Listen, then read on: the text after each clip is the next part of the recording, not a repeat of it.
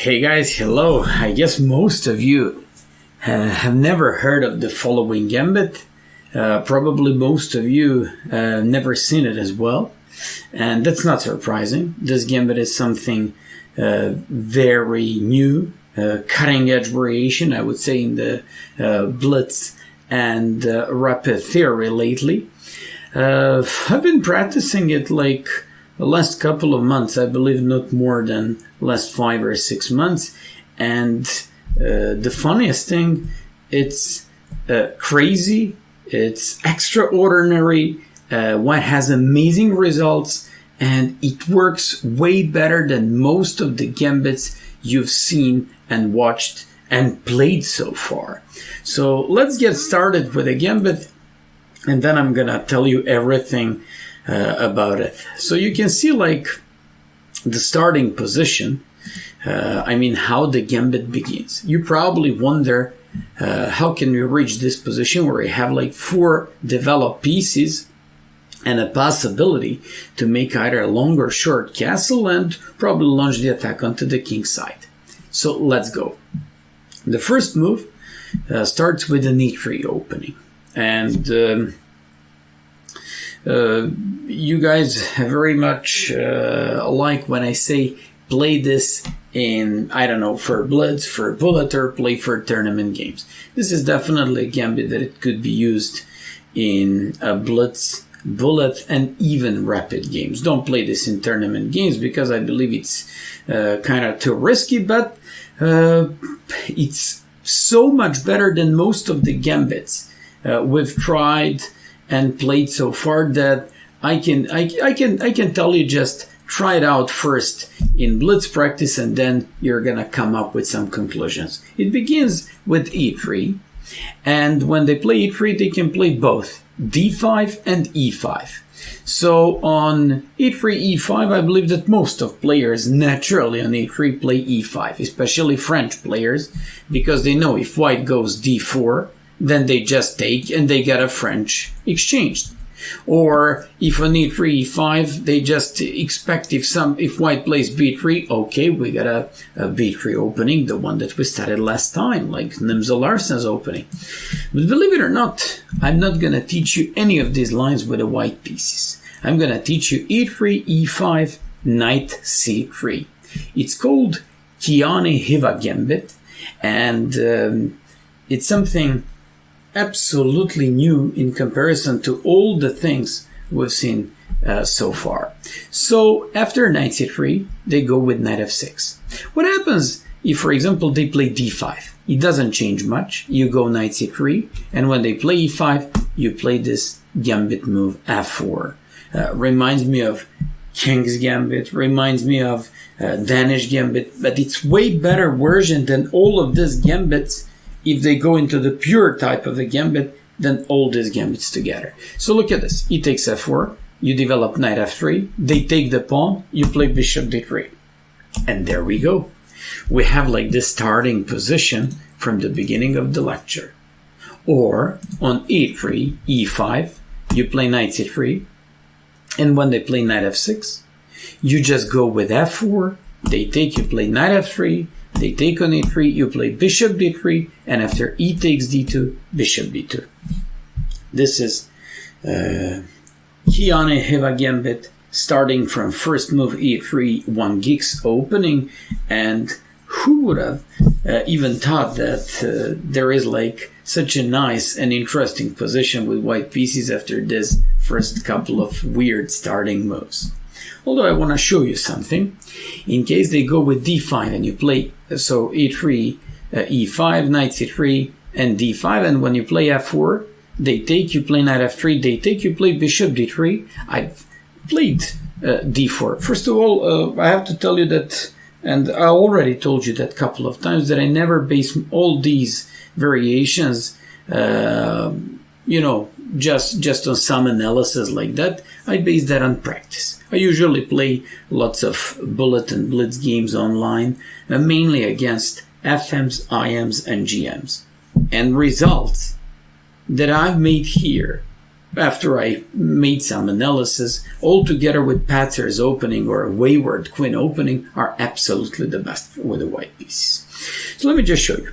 After d4, position looks probably so weird, and you're just 2 pawns down. Although, considering the fact that we have like 3 minor pieces developed, and possibility to get 1 pawn immediately back with d takes c3, developing the 4th minor piece, and playing a short castle with control over the f-file, really helps us a lot to think that this position could be played with white. Once I played against one guy, he played f5, knight g3, and f4. I analyzed this position, so even though you would say like, what the hell is this? How does this look like? Well, this looks very good for white. So you threaten the pawn on f4, you threaten the pawn on d4. If they go with bishop c5 defending this d4 pawn, you sack your 3rd pawn, b4. When they take, you play castles. So I really enjoy all these sacrifices. Reminds me of even King's Gambit, of Danish Gambit, but with this b4, even Evans Gambit. I like it because it gives me some time to complete my development, carry on good and very harmonic way of developing my pieces. And I want to play afterwards some knight takes d4, knight f4, bishop b2. After knight f6, I took on d4. So I finally got 1 pawn back. Thing that you have to understand about this opening is that you have to be great at tactics. That's one thing, and you have to be very patient in terms of organizing and afterwards conducting the attack by white. So don't rush with your attack. Don't take early conclusions like you're ready to go with an attack. Just develop your pieces logically and harmonically, and then go with a final launching an attack. So after castle c3, bishop c5, take on e3, and let's take a look at this position. After all this mess, you're only down a pawn. I say only because at some point we sacrificed like 3 pawns. Knight g4 was what my opponent did. Of course, that he doesn't have to play like this. I mean, there are like many other ways that he could have gone with, but he went with the probably most logical one. I played bishop takes h7. It's just one of many ideas, typical ideas in this opening. And after king h7, knight g5, and queen c2. Just take a look at this. He can barely defend this checkmate. Now, he could defend it, but with a huge material losses. And this is how I won one of those blitz games. After knight e2, I also played one game with knight f6. But here, game just continued after knight e4, c5, knight b5. What for? Well, I'm just challenging you to play a6. Why? Because I bring my knight back, and no, I just want to take on e3 and develop my 4th piece and get a pawn back. In case they go b5, I have to take this pawn back, and I believe this is one of the rare lines where black can calm down a little bit this position, play some c4, but after bishop e2, queen d1, we take by knight, and we just have a better type of an endgame. Once again, why? Because our development is just way better than black's development. You can afterwards take by knight, because they have to take whatever you do now, like taking by bishop or by knight, it's gonna give you like afterwards a4, breaking these pawns on the queen side. You just go with castles. You can play either knight e3 or just bishop e3. Position looks absolutely fine for white. Most of people after e3, e5, knight c3 really play knight f6, but the same thing is d5. And then when you play f4, they take, and when you play knight f3, they gladly take this pawn on e3, and when you play bishop d3, they don't want to take the 3rd pawn. So I previously showed you what happened if they play a d5 and f5. Let me just show you what happens if they play now just d5 without taking this final pawn on d2. So before I show you all those crazy tactics with e takes d2, let's just go first with d5 here. You go castles, they go d4. we have to play 94. We have to play 94. It's time to discuss this position for a moment. So we've got 6 pawns, they have 8. But we have 3 minor pieces developed, and we got a great king safety on g1 and an open f-file, thanks to the work on f1. I have to say that even according to the top engines, this creation doesn't seem to be that bad for white, because the activity of our minor pieces give us like a pretty good hope that this could be very dangerous for black to defend there. So after 94, bishop e4, they can play f5 or bishop c5. I played games against both. For example, f5, you bring it back. I want to take on a3. You defend it. I go rook e1. You go castles. I'm gonna take this pawn finally back. For example, in case of d takes e3, you just give check. You just trade the queens off. You just take on e3. After bishop e3, rook e3, you can hardly fight against rook a to e1. So I'm going to line up my rooks on the e file and threatening mates in the back rank. I'm going to threaten knight e5 or knight g5 followed by knight f7. Simply, a position looks so much better for white.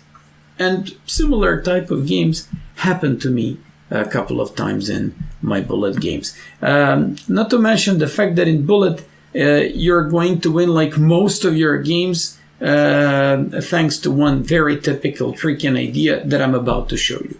So let me just show you what is that. No, but not this one yet. So after like knight c6, you just take on d4, knight e4, king h1, placing the king into safety. If they take, you can take by queen. You've got a nice compensation. They have a weak king. You want to play bishop c4, bishop f4, rook a to d1. I believe if you make all these moves, you've got a nice initiative in the game. And just because of this, those who don't want to take on d2 but play d5, reacting like, I don't want to take all your pieces and I just want to keep on developing myself, and no, I'm not going to play and be a victim of another gambit. You just go castles, d4, knight e4. Knight e4, bishop e4, and bishop c5. Here you just have this d takes, queen e2. Of course, you're not supposed to trade queens ever because you just sack some pawns. As you know, when we sack pawns, we don't want to trade off pieces. So, castles, bishop e3. I insist that the b4 could also be interesting here, but bishop e3 looks quite nice here, and I played it once like this. I'm only down a pawn. My king is in safety. Okay, black's king is in safety as well. I have an open D, E, and F files. Okay, we might say that that's kind of true, but on the other hand, black can take an open E file by rook e8.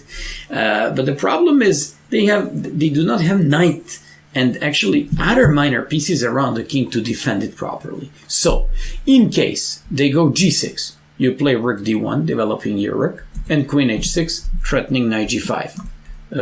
Mate is hardly defendable, or your attack should be hardly defendable here. If they play h6 to stop knight g5, you just go rook ad1, queen e8. They can play queen e7 because you just come up with this covered check and win the queen. If the queen e8, knight e5, nice move, I like it. You open up both of these files. You now threaten bishop d5. You now want to maybe go with this knight. For example, knight takes f7. For example, let's say they play something stupid just to show the threat. Knight takes f7. And if they take like this, boom, discover check again, and you should be winning here, because on king f8, rook f7, and so on. So after knight e5, f5, bishop d5, and rook f to e1. Huge development advantage and initiative give white almost decisive advantage. After queen e3, I believe the most logical move is rook e8. Then you play rook ad1. You always take like a nice tempo move to complete development of all your pieces.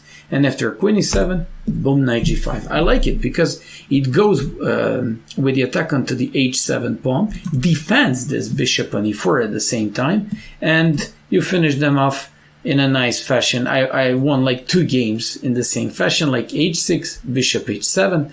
In case of, for example, king f8, king h8, queen e7, and rook d8, checkmate. I'm just showing you some typical mating patterns that keeps repeating here. So this is not like I played against some complete patzers in simul's and they just came up with this pretty naive mistakes. No, I played against, just like I told you, mostly FMs and IMs, and I won most of my games. After e takes d2, finally we reach the critical position. And the critical position is probably something that reminds us of the Danish Gambit so much, but at the same time, I really have to say that Danish Gambit in many like variations has its drawbacks. Here, I haven't found anything. If you have any interesting idea for black, let me know, but I just have to give you like words of encouragement and to tell you that you freely can go this in blitz and even some of your rapid games. So let's go. After bishop d2, people mainly play bishop e7. What happens if they play d5? You go castles, and they go here c6 or c5. Bishop e7 will just transpose into the line that will cover as the main variation. I played a couple of games with c5, and I found it pretty annoying because they threatened both d4 and c4. And then I checked once with the engine, and I believe in first game that I played here, I played queen e2, bishop e7, rook a2, e1. Then my opponent came up with some c4, and that's how I forgot about my bishop. So that's why I just had to check this out and make sure that, that I was playing like better. Then I believe once again I played like queen e1, bishop e7, went with this queen on g3 or h4. I had some sort of actions and attack here, but they still haven't made castle. So conclusion was that the best move is bishop b5 check. In case of knight bd7, one of the most typical tactics, moves to run the initiative in these games is knight g5. Well, what for? You threaten, first of all, you've just opened the f file for the rook. You threaten knight f7, and in some points, when they play like bishop e7 and castle, and believe me, they dream of castling and placing their king in a safety, you go with these sacrifices on the king side. If bishop e7, rook f6. It's another typical exchange sack that keeps repeating like one of the main patterns in this opening, just like in the dragon when you sacrifice an exchange where rook takes c3. So when they play like bishop f6, queen h5, threatening mate, you can't play castle because it's queen h7 mate. You have to take, and when you take, just bishop g5, and when they go like this, rook e1, king f8, rook e7, and it's mate because they can't play g6 because of this mate. So after bishop e5 check, they shouldn't play knight bd7 because of knight g5. If they play knight c6, then your knight comes on e5 right into the center of the board, and pretty like obvious pin, bishop d7. They now want to take, simplifying the game would give black certainly great defensive chances and resources, but you play queen e2. So after you play queen e2, you defend this knight and at the same time overprotect your bishop on b5. Knight e5, queen e5, bishop e7. And here we go, knight e5. They can't go with bishop b5 because, for example, I just have like knight c7 if nothing better than this. Then when they play like knight e5, queen takes d5, threatening mate here and threatening bishop. They can't make castle because they're losing their piece with bishop d7, for example. And if bishop b5, queen here, bishop g5, pinning this bishop, threatening rook to d1, and bishop f1, rook d1, rook takes d8, and bishop e7. When my opponent in a position that already looked terrible for black played rook d1 to threaten like discover check in to win, discover attack winning my queen, I just came up with queen f3 check and I won the rook and he resigned. Quite an interesting game, of course, that you're going to be able to make an analysis of most of this stuff, but believe me, everything is just fully correct. And finally, if they play bishop d7, I mean fully sound, so you don't have to worry like, what is he showing to us? This variation has like a drawback. No, feel free to go with this. In case of bishop d7, knight b7, queen e2, rook e7, rook a to e1, king f8, and knight h4. This is one of those positions where they manage to keep like 2 pawns up, but at the same time they have unbelievable problems. First of all, we threaten knight f5. You can never play g6 because I'm gonna like with bishop h6 move your rook and you're just gonna be completely lost. You're about to face this knight f5. I'm also even going to threaten some knight e5, rook f7, queen e6 ideas. I can even... you can't move the queen. You can't move the king. If you move the bishop, I'm just going to come up with this move. You can even consider knight e5, rook f7, king f7, queen here, giving check. If they go here, bishop g5, rook f1 check. I mean, so many interesting ideas. Of course, you can just continue with the normal knight f5. But what I'm actually trying to tell you, this position is bad for them. So after they play this variation with d5 and castles, looks like c5 is not good enough simply because of this nice intermediary desperado move bishop e5. And that's why I have to play d5 castle c6.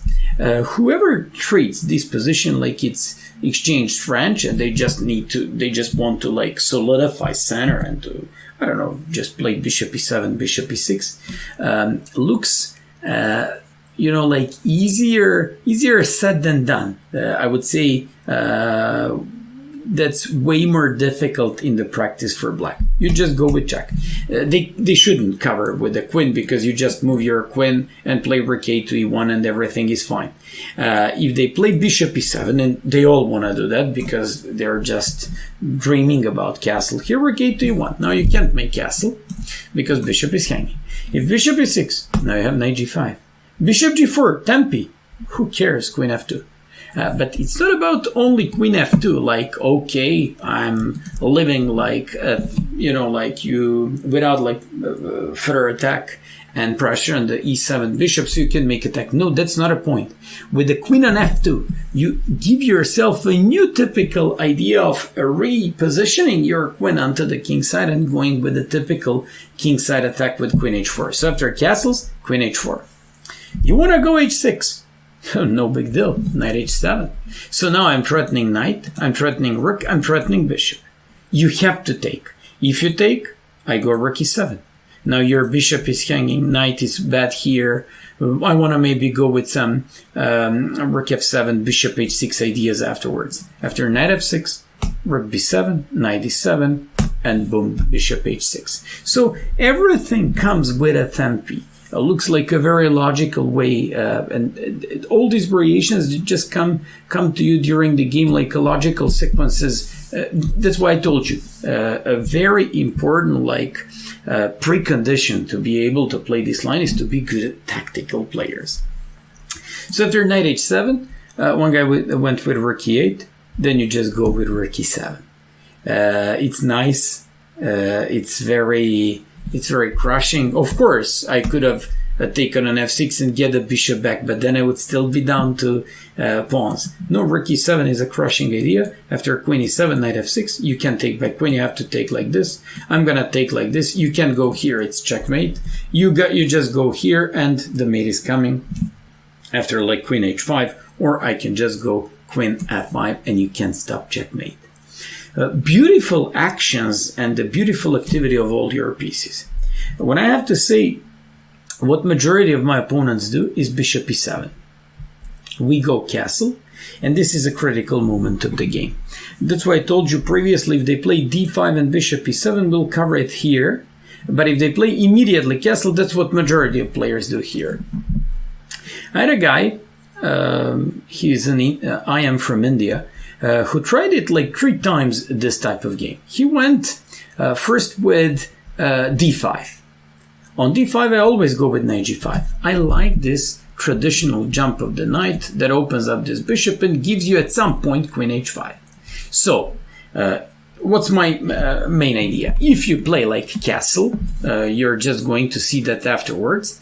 You just go with the most typical type of sacrifice after knight g5. So thanks to the open f-file, rook f6 is always your typical exchange sacrifice. You can take by bishop, bishop h7, queen h5, and checkmate is coming.